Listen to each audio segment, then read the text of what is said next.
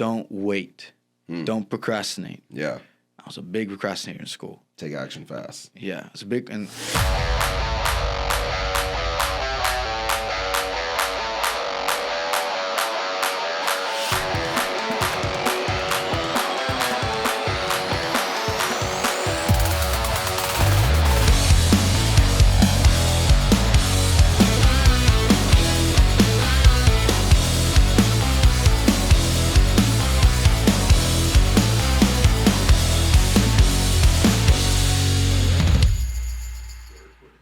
All right, guys. Hey, what's up? Got a special guest here today, world champion, martial artist, superstar athlete, Mr. Alex. Thanks for joining us today, man. No, thank you for having me, man. I'm so excited to be here. Now, we just crushed a workout this morning. Oh, yeah, I'm feeling it. Yeah, you are? I'm feeling it, yeah. Dude, I'm telling you, like, the weight floor, awesome. Going into the cardio stuff, though, that almost, like, freaking killed me. No, yeah, I knew, the weight floor would be challenging, but I think it was just a setup. Yeah. For more torture later on with the trail and the rowers. But now, you were like a beast on the rower, though. You were, like, just crushing that out. It's a love-hate relationship on that rower. Like, really? I love it just because, it's low impact on your joints, and I can. That's one secret to me being very explosive. Okay. As you've seen me compete in the ring, or just in general when I'm working out. But it's also like sometimes when you do longer distances, it's tougher. But for those 100 meters, I know I can knock them out. So I was just having fun with it. Like, I'm over there trying to compete against you and Jackson. You guys are both like crushing me over there, but I'm like trying to like crank it out as fast as I know. You killed it. You killed it too, man. And then obviously, like, my wife's the coach, so she's like bullying me the whole time. Like, so she was bullying you. I was bullying him. Yeah, I was bullying That's Jackson. how it works. That's how it works. We just bully each other. That's how we show love. Mm-hmm. So you're a martial artist. You got involved with that when you were 3 years old. You're 21 now. Yeah, like, wild, man, wild. So many stories, so many lessons, obviously, throughout that. But give us a little background on just getting started. And obviously, your family. You come from a family of martial artists. So kind of talk about what those beginning years looked like a little bit for you. No, 100%. Yeah, and so I started martial arts when I was 3 years old. Okay. I wasn't the greatest listener, so we waited a couple more months. So it was about 4 years old, and my mom was my instructor. She's a 5th degree black belt. What's that dynamic like, having your mom as your instructor? She just wanted the best for me.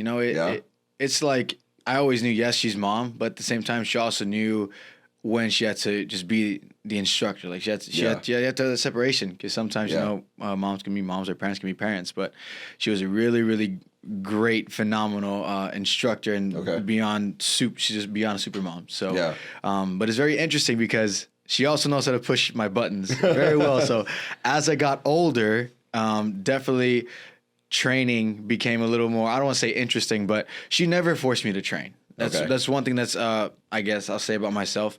I hear a lot of stories sometimes about, that parents force their kids to train. Yeah. And that was never me. That was never the case with you. My mom would force me to leave. It was the opposite. Oh, really? Yeah, because she owns a business. She owns a martial arts school down in Brownsville, and we'd close up, or the last class would be done. I'd stay training for another half an hour to an hour, and she'd be like, all right, I'm gonna be in the car, or she'd be cleaning or something, and she'd be like, Alex, it's time to go. I gotta go work in the morning. Now, how old were you when that habit started, where you would just want to stay after and just start doing that on your own? I would probably say once I hit about 10, 11 years old. Okay. But I think it wasn't really an age thing for me. It was once I experienced different tournaments. And different levels of competition. That's what I was going to say. Is like, what was that inspiration for you that's like, man, I need to train harder now? I'll say like I said previously, it was just, I think, the tournaments, seeing the different level of competition. I wanted to be better. I wanted to be able to do that trick. I wanted to be able to beat the fighter I lost to. And then when I went to the U.S. Open for the first time, I believe I was 9 years old as an underbelt. Okay. I was a brown belt. I won that year, my first year U.S. Open, and I saw Team Paul Mitchell. Okay. And that's the team you're currently on now. That's the currently team. That's pretty sick. I know, that's insane. Goes full circle there. That's pretty awesome. But so then I think the year after I went back, and Team Paul Mitchell every year at the U.S. Open does something called the Team Paul Mitchell Experience. Yep. Now it's called the JPM Legacy Seminar. Okay. And I took it, and I was with Justin Ortiz, and I did it with the European fighters Laszlo and Zolt, and then I also saw Coach Chris and Tyler, and I took the JPM Experience as a competitor participant, and then that also motivated me to be like, I want to be on this team. I want to be like those guys. Exactly. And I made it. I know it's one thing that I've heard around here at Rise is accountability. Yes. You got to hold yourself accountable, right? Whether it's your goals, your numbers, your whatever it is you want to do. And I literally told the coach, Coach Chris, the executive director of the team, I told him when I was 12 years old, I believe, at Battle, I said, I'm I want to be on your team. Like, I'm going to be on it. And sure enough. How old were you again when you said that? I think 12 or 13 years old, I believe. How did that feel to like walk up to, this guy who's got the status and you're like, hey, I'm going to be on your team one day? At first, have that kind of confidence. At first I didn't know he was like he's the one that scouts and recruits. Yeah. Now, I'm not saying he's the only one that does that, but that's he has a big job in that as well besides the rest of the executive team. But that's one thing I can say I got from my mom. Yeah. She when I was young, she was like, you're going to go talk to people. You got to go communicate with them. You go do it. You go do this. Yeah. She like I said, one of the things she never forced me to do was train. She always forced me to leave, but she I don't want to say forced, it sounds bad, but she wanted me to be better, and she taught me how to go up to people and communicate and ask for certain things, whether it can be as simple as, can I have a water? Yeah. But it taught me to have that self-confidence to go up independently without my mom or without anybody be like, hey, can I do this? Can I have that? Can I learn this? Yeah. So going up to Coach Chris honestly, I remember that moment. I had just finished fighting. I got third place at that battle, I remember. Yeah. And that's when my teammate Jake Presley was fighting in the same division as well. Okay. He got second, and we finished up division, and I was walking out to go change, and I saw him, and I was like, I'm going to tell him. Yeah, that's my moment right there. Like I wasn't going to leave that tournament. I don't know why I waited to that tournament, but I think it was I just continued to build communication and rapport with him. Yeah. And that relationship. So then I told him, I was like, hey, coach, thank you for coming to my ring and watching me. Like, I appreciated you being there, and I want to be on your team. Nice. And that's what I told him. And sure enough, he told me, I like that. Let's keep that up.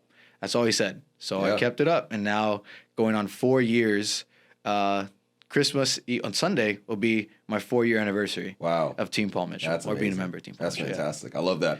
And you were talking about, with your mom, you don't want to use the word force, but I think that's needed. I think even a better word for that would probably be like pushed, right? Yeah. Like, well, she disciplined me too. Disciplined too, right? And what I've noticed about you and what I really admire about you is now you have that push, that drive, that discipline for yourself as well, which at such a young age, like just as far as your training sessions, like your fitness, like you can tell by the way you carry yourself, you're very disciplined in your daily actions. So with that, I mean, when do you feel like you started to shift from, okay, now it's my mom really pushing me to have this, to now it's like, okay, now this is me. I'm going to have this accountability for myself. Like, when did you start to notice that shift and that change? It's a great question. Like I said, I wouldn't say it's a age thing. It all goes based off. For me, martial arts has been, all my life, a huge part of my life. So that's been a lot of the stuff I go back to and I relate it to. But I would say once I started Team Paul Mitchell, I would say. Yeah. After I kind of realized, like, I would say my freshman year of high school, because from 8th grade I played basketball in middle school, right? Okay. And I have nothing against sports. Like, if I could, I would play basketball or football. That would be probably. Dude, I wish I could play basketball. Right. I always get asked all the time, like, "Are you a basketball player?" I'm like, "No, it's because I'm tall, but dude, I can't play worth a crap." Yeah, no, so I played basketball in 8th grade, and I was realizing then, because my mom has a business, so I was helping her teach classes, and I was starting to miss out. I wasn't able to teach some classes. I wasn't able to train some days just because I either had games. And like I said, nothing wrong with sports. That's just, one thing I chose to do in 8th grade. And then once I had that goal of JPM, my mom and I had a conversation in the car, and I remember her telling me, she said, do you want to be a professional basketball player, or do you want to chase Paul Mitchell? Right? Or she was like, do you want to chase basketball or football, or do you want to be on Paul Mitchell? And I said, I want to be on Paul Mitchell. Yeah.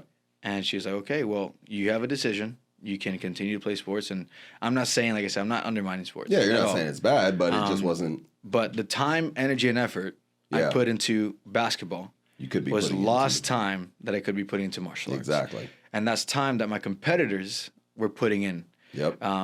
So that's what I stay true to this day. Like, anything you do, if you want to be the best at something, you got to give it your all. Yeah. Right. You can't half-butt it, half-ass it, because somebody else that wants your spot is probably doing what you should be doing, and that's fully invested. Exactly. Right. Right. So once I had that conversation, I would say probably about 8th grade to freshman year of high school, I said, all right, I'm going to fully invest myself in martial arts. Yeah. So then that's when it started becoming, okay, how can I get this trick? How can I become better in sparring? How can I become better in my conditioning, my fitness? So that was 8th grade you made that decision. 8th grade right? to freshman year, I would say. And then you didn't actually get picked up by the team until when? 17. 17. So you're talking from junior, senior. All right. Yeah. So from 8th grade, so you're talking what, a 4 to 5 year span of time. So for 4 to 5 years, having to be extra disciplined, focus, hyper focus even on this goal. You don't know when it's going to happen. You don't know when you're actually going to achieve it, but you're just like not hoping, but you're just believing, right? You've got this strong belief in yourself and this strong confidence that, hey, this is going to happen. You're driving it every day. I was saying, like, you might have to pull. And I was like, I feel like I'm going away from this. We'll find out later when we go back and watch it. But to keep that focus and that discipline for 4 to 5 years for a goal that you're just believing that's going to happen. Like, you don't have any concrete evidence telling you it's going to, right? So I think that's what's missing a lot of times is we lose belief in ourselves. We have a struggle or a hurdle or an obstacle we have to overcome, or we have a setback. We let that affect the way that we view ourselves. We let that affect our confidence. We let that affect our belief. And what happens is when you do that, you don't take steps forward, you take steps back. Right? Exactly. So how do you maintain that super hyper focus in that, knowing that, hey, I'm going to accomplish this goal. It's going to happen. I don't know when it's going to happen. I don't know how long it's going to take, but I'm going to do it. And I'm going to make sure I bust my butt every day to get there. Was like, what is that drive like? For me, I feel like Jackson, you know, because I'm here visiting and training Jackson. Yeah, kicking his butt. Yeah, kicking his butt, right? But he just walked away. Exactly. He was standing right there. But no, so I've always had this discipline in me already from my mom. Yeah, of course. And I would say it started. I was talking on the discipline part real quick. Because as a competitor, I would do forms, weapons, and sparring. Yeah. Right. And that's tough to do, right? Especially at a younger age, you might be like, oh, you just go do all those divisions, you'll be fine and compete. Yeah. But once I started getting at a higher level, it gets tougher, right? To be able to maintain that high level, whether it's just in your weapons, in your open hand forms, or your tricking, or even sparring, right? So they're all different ball games. So I've already had that discipline in me just to be able to, okay, I have one thing to do. I have to focus on this. All right, I got another thing. So as far as discipline and having that goal and maintaining that drive, I would say it's always finding that next thing to do, or within that big goal, have those small little ones to achieve. Yeah. Or have another big goal to chase after. Yeah. But whether I try and make them go hand in hand, and as far as getting on JPM, I know you got to be a top athlete, you got to be in shape. So I was like, let's make sure I'm in shape, make sure I look good, and then I feel good, and also with being in shape and. This is going to kind of go off topic, but going into the fitness industry, it kind of helped me. Yeah. All right. I would say helped me a lot. But I was going to say that Jackson calls me crazy sometimes. And even my personal trainer back home, his name's Justin. Shout out Justin Hunter. Got to go back 5 a.m., right? But he calls me crazy because the workouts, I say they're fun. Anything that's challenging, 2,000 meter row, that's fun. I got a big goal. All right, it's fun. Let's go. That's just my mentality. So I think it all goes back to my discipline instilled in me from my mom, and just me finding it fun. Not a lot of people can say. I love that. As much as yes, it hurts when I work out. Sometimes I love it.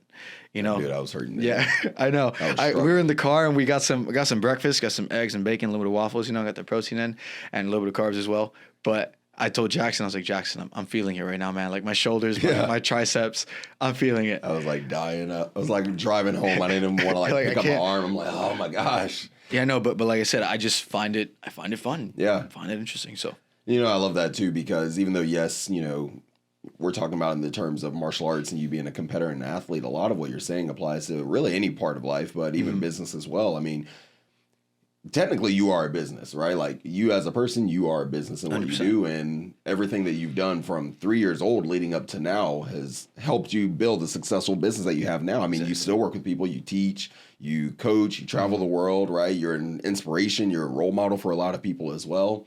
So you've built up your own brand identity in that, as well as being this person that's disciplined, hardworking, powerful, explosive. Like you've built up that brand for yourself as well. So having the discipline to be able to maintain those daily habits, right? Stay consistent and continue chasing after that big goal. That's huge. So you were talking about how, you had the goal of being on JPM, right? But you even talked about how you have to have that next thing and that next thing and that next thing. So this was the goal for you. Boom, you achieved it, right? All right, I made it. I'm there. Okay. What was the next goal after that? To be the best member on the team. Okay. And that's... what does that look like? Being consistent with wins. Okay.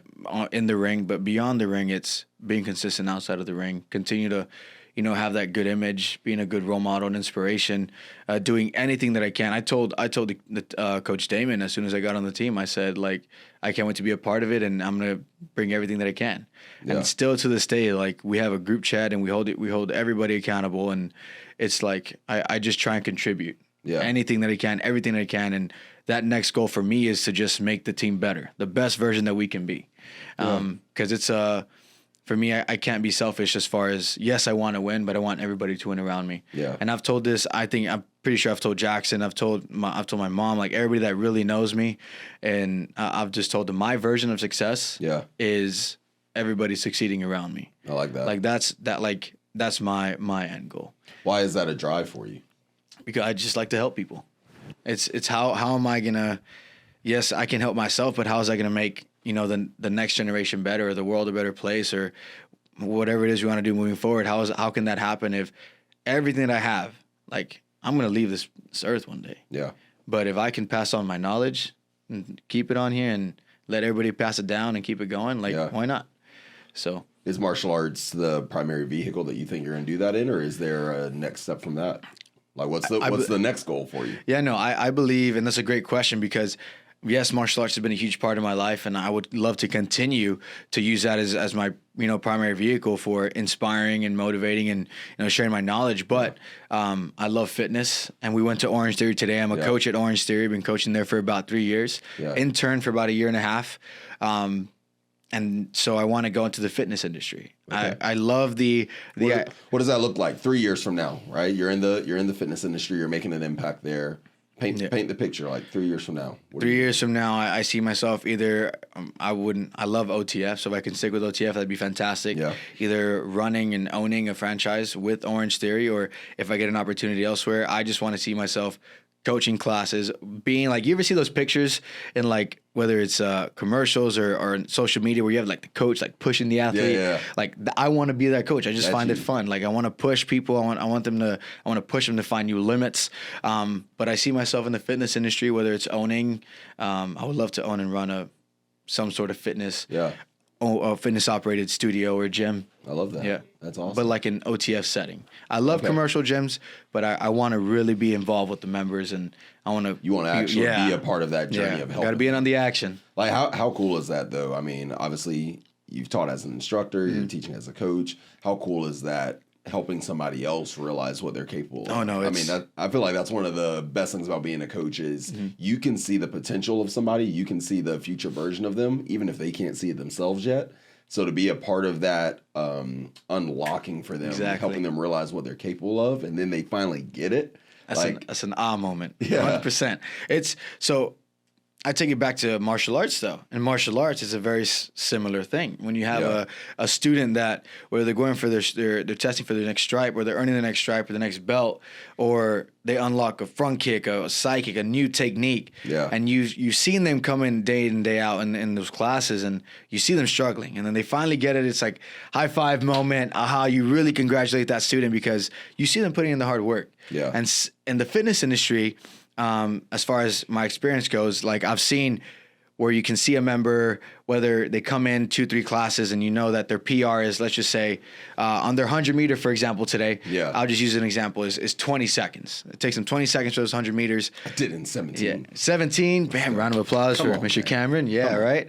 So let's say it's always 20, 19, 20, and then that one day they come and they get 18. It's like, we conquered that. Now we got a new goal. Let's get it under 18, right? So having those moments is definitely one of my main inspirations or motivations, I would say. I love that. For either martial arts or it's coaching and fitness. Awesome. And you're half of a power couple now, right? I am. Your girlfriend, she's also on the team, right? Yeah, there you go. Photoshop her. She's also on the same team as you. You guys are teammates. Yeah. You're a power couple. You're pushing each other. I mean, what is that dynamic like? No, it's really it's a blessing. Yeah. I always tell her, because I'm really I've grown in my faith, right? So, God has really blessed me with everything I have in my life. And I always tell her, obviously my mom's right. Mom, don't get mad, but besides you, Ma, you're always in my life. Besides you, right? Mom was always going to be number one. She'll always be at the top. But I always tell her, I'm like, babe, you're my greatest blessing. She really is, because she really helped me, and she still does, unlock my full potential. She pushes me, whether it can be in school because we're both in school. She goes to UF. She's going to graduate this upcoming spring. So what's she majoring in? I believe applied physiology and kinesiology, if I'm not wrong. Oh, wow. If I'm mistaken, yeah. She's hoping to graduate, or she should graduate in spring, and I think she can go into PT school. That's the next thing she's going to go into, and I'll be going into fitness, so it kind of goes hand in hand, right? What are you majoring in? Communications, which is completely outside of, And I was like, I've had questions, why communications? And because a little backstory before I continue is I was going to major in business and minor in marketing. Don't do it. I didn't. I didn't. Good. I was going to do it, but then I said, in business, I have mentors. I have people. Shout out to my man, Aaron Hensley, right? Rise. Literally in the other office. Yeah, he's right now, right? So I have networks and relationships that I could go to for that. Yeah. And I could learn a lot more than 4 years in school. So I remember I went to school for business administration. I remember while I'm sitting there in the class, I literally texted Aaron. I'm like, dude, I'm not learning anything here. Yeah. Like, this is so stupid. Mm-hmm. Now, I ended up dropping out because I was like, you know what? I'm going to learn more actually being by someone who's building an empire, building a business. I'm going to learn a lot more working with somebody like that than I am sitting here in this class. And again, like nothing against college. Like for some careers, you need it. Yeah. Right. But for what we were going to do and what I was going towards, it wasn't the right fit for me. Exactly. So, yeah. And no, so I was going to do business and marketing, and then I decided to change to business and kinesiology. But then I was like, I can't really be doing business. Like, I'm not saying can't, but it just wasn't for me. Yeah. I was like, I can learn this. Yeah. So I decided to go. I was like, well, I had a conversation with my mom. She's like, what are you going to do? I was like, well, I talked to a lot of people. I was like, communicate, I guess. Communications. Like, there you go. There's a broad spectrum with that. So, and like I said, it's for me, my degree is just going to be a backup if I ever need it. But I'm going to be majoring in communications, and I dropped my minor in kinesiology because I'm already doing that at Orange Theory. Yeah. At Orange Theory, we got to be certified, we're constantly having to recertify or having to get continuing education. Just had to retake a test too to recertify. I got to do that one. It's called the OT Fit. My boss is mad at me right now. Don't worry, Mike. I'll finish it. I'll get it done.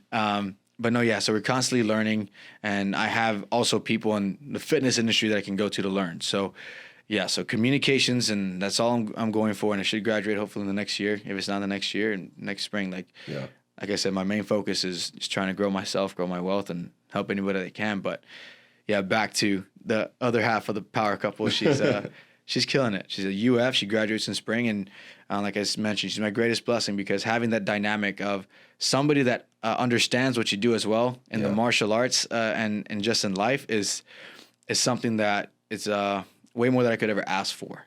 So she's definitely been a huge part of my life. And the crazy thing is, maybe a lot of people know now. I'm not sure. I wouldn't think so. But I've known her since I was 13 and she was 12. Okay. We met at a martial arts tournament. Wow. At AmeriKick Internationals 2016. And we instantly were like the best of friends. That's instantly awesome. Like the best of friends, which is I think is another great thing about our relationship. She's my best friend. So after that, we started, I guess, flirting here and there between the years, and start off best friends. You're like, I kind of like this. Yeah, come on. No.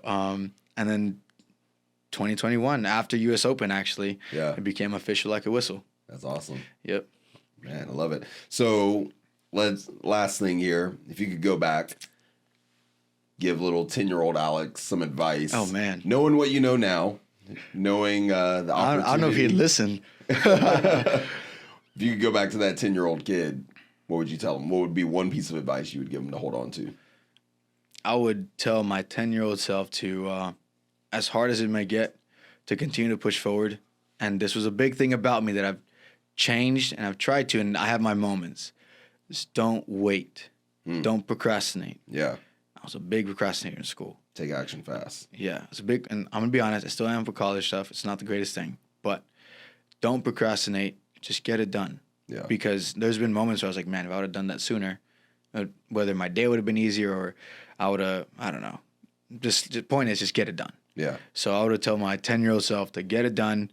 Don't forget that that there's fun in what you're doing. And shout out to Aaron Hensley next door. There's joy in hard work. Yeah. There's always joy in what you do. So keep pushing. Stay motivated. Find the next goal, and don't procrastinate. And don't be afraid is because I was as confident as I also was a little bit shy or afraid to ask for help around me sometimes. Because I was like, no, I got it. But there's nothing wrong with asking for help. And if they don't want to help you out, go on to the next person. It's fine. Like, this is what I've always told. Also, my mom instilled this in me recently. She's like, what's the worst they can tell you? No, move on.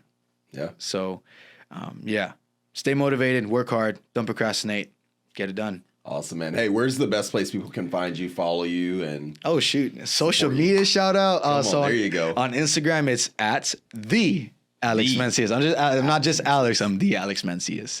And the way you spell my last name, Mancillas. It's gonna be a funny reference, but like tortilla, Mancillas, the same thing. Same way you spell tortilla. But anyways, at the Alex Mancillas on Instagram, Alex Mancillas on Facebook. Yes, and also have some videos on YouTube. You can look me up. Awesome, man. Mm-hmm. Well, hey, thanks again for being a part of this. Loved it. You guys go follow him, and we'll see you next time. Bang, bang, bang.